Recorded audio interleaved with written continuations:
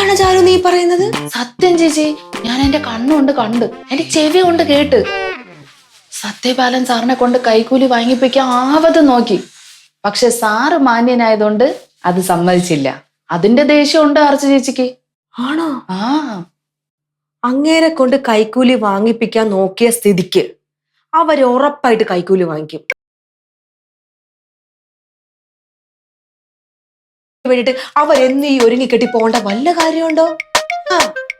ശമ്പളം കിട്ടിയില്ലെങ്കിൽ എന്താ, കിമ്പളം ഇഷ്ടം പോലെ കിട്ടുന്നുണ്ടല്ലോ. ചാരു, നീ ഒരു കാര്യം പ്രത്യേകം ശ്രദ്ധിച്ചോണം. ആ വീട്ടിൽ ആരൊക്കെ വരുന്നുണ്ട്, ആരൊക്കെ കാശ് കൊടുക്കുന്നുണ്ട്, ഇതൊക്കെ നീ നല്ലപോലെ നോക്കിക്കോണം. അത് ഞാനേ ചേച്ചി. ചേച്ചി ഒരു കാര്യം പറഞ്ഞാ ഞാൻ അത് ചെയ്യാതിരിക്കോ? അയ്യോ, എന്താ? ഇച്ചാനോട് പറഞ്ഞില്ല? അയ്യോ, പറഞ്ഞില്ലേ?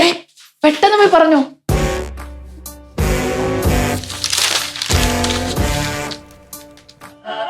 പറഞ്ഞു ഇച്ചായ, ഒരു കാര്യം അറിഞ്ഞു. ഇച്ചായൻ എങ്ങനെ അറിഞ്ഞ്? എന്റെ കയ്യിൽ പത്രമല്ലേ ഇരിക്കുന്നു. പത്രത്തിലും വന്നാ? പിന്നെ വരാതിരിക്കുവോ? കാറും ലോറിയും കൂടെ കൂട്ടിയിടിച്ച് 4 പേര് മരിച്ച വാർത്തയല്ലേ പത്രത്തിൽ വരും. അതല്ലെന്ന്. ഗ്യാസിന്റെ വില കൂടിയതാണോ? അതൊരു വാർത്തയാണോ? എല്ലാ ദിവസവും കൂടിക്കൊണ്ടിരിക്കുമല്ലേ. ഇച്ചായ, എനിക്ക് ദേഷ്യം വരുന്നോട്ടെ. ഒരു കാര്യം പറയാൻ വരുമ്പോഴത്തേക്ക് പത്രത്തിലെ കാര്യം പറഞ്ഞോണ്ടിരിക്കും. എന്റെ കൊച്ചു കാര്യം പറ. ഞാൻ ഇച്ചായനോട് വന്നോട്ട് പറയുന്നുണ്ട് ആ ഉണ്ണിയാർച്ച ഭൂലോക തരികിടയാണെന്ന്. ഇപ്പൊ ഞാൻ പറഞ്ഞ ഇച്ചായന് വിശ്വാസമായോ? ഇല്ല. എന്റെ ഇച്ചായ, അവര് ഭയങ്കര കൈക്കൂലിക്കാരെയാണെന്ന്. അവരുടെ പഞ്ചായത്തിലെ സകലമാന ഉദ്യോഗസ്ഥരും കൈക്കൂലി വാങ്ങിക്കുമെന്ന്. ഉദ്യോഗസ്ഥന്മാര് കൈക്കൂലി വാങ്ങിച്ച മെമ്പർ വാങ്ങിക്കാതിരിക്കോ? ആ, എന്റെ പൊന്നോ, പുറമെ എന്തൊരു മര്യാദക്കാരി, സത്യസന്ധ.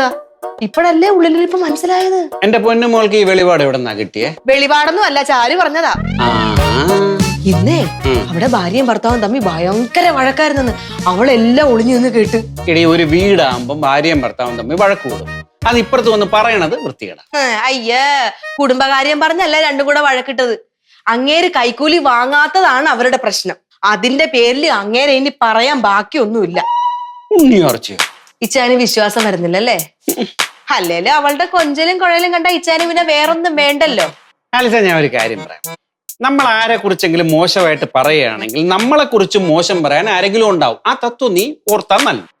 എന്നെ പറ്റി ആരും മോശമായിട്ട് പറയത്തില്ല. അതിനുള്ളൊരു അവസരം ഞാൻ കൊടുക്കത്തുമില്ല. ഓ, ആയിക്കോട്ടെ. ഇച്ചായ, ഞാൻ പണ്ടോട്ടേ ആലോചിക്കുന്നുണ്ട്. എന്നാടി എന്റെ കൊച്ചു ആലോചിച്ചേ? ഇവർക്ക് ഇത്രയും വലിയ വീട് വെക്കാനുള്ള പൈസ എവിടുന്ന? അയാൾക്ക് അതിന് മാത്രം വരുമാനം ഉണ്ടാ? നമ്മുടെ കോട്ടയത്തെ വീട് ഇതിനേക്കാൾ വലുതല്ലേ. ഞാൻ ഒരു മൃഗ ഡോക്ടർ അല്ലേ, എനിക്ക് അത്രയ്ക്ക് വരുമാനം ഉണ്ടോ? അതെന്റെ അപ്പച്ചൻ വെച്ച വീടല്ലേ. ഉണ്ണിയാർച്ചയ്ക്ക് ഒരു അപ്പൻ ഉണ്ടാവുമല്ലോ, ഒരു കാശും ഉണ്ടാവും.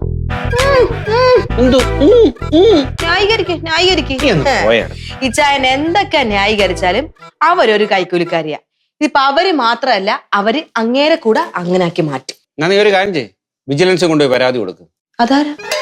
എണ്ണ ഇട്ട് തന്നാണ്ടല്ലോ. വിജിലൻസ് എന്താണെന്ന് അറിഞ്ഞൂടാ, കൈക്കൂലിയെ കുറിച്ച് പറഞ്ഞുകൊണ്ട് വന്നിരിക്കുകയാണ്. എണീറ്റ് പോയാ നീ ഫോണിൽ അന്ന് എവിടെ ഇരുന്നോ, ഉണ്ടാതിരുന്നോ?